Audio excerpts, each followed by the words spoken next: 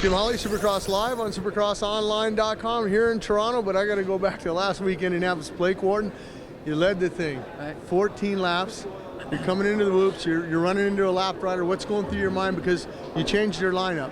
Yeah, last lap, you know, you don't really want to slow down too much, but you don't want to crash either. So, you know, just what run through my mind is I had to change my line and just keep going.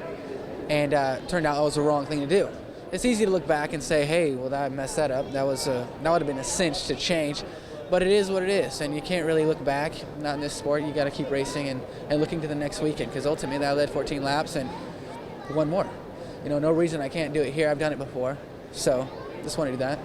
Something else, you had that crash, you get back up, you get fourth, everything's good, but then you find out later on you got docked 5 positions for cutting over on the other side of the track. What's going through your mind at that point when you get that phone call going, are you kidding me? Yeah, it's kind of hard to figure out because, you know, you crash, you go down, and then you get back up and you try to salvage what you have. And then you figure it out, you know, you got docked, everything else. But I wasn't there.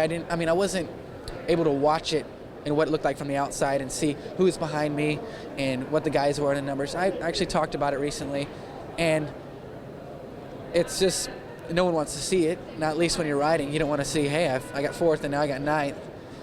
So it's a bummer. But, you know, I guess the only thing I could have done different is not crash at all and hope that.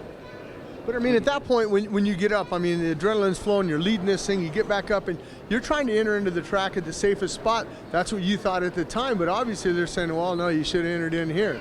Well, it definitely was the safest spot. You know, I didn't want to enter back in the whoop section where I crashed, and my bike was kind of off to the side. So my logic when I'm getting up, I'm like, all right, well, I just better go. I mean, my bike's pointed right here. I'm, you know, only missed 1 turn.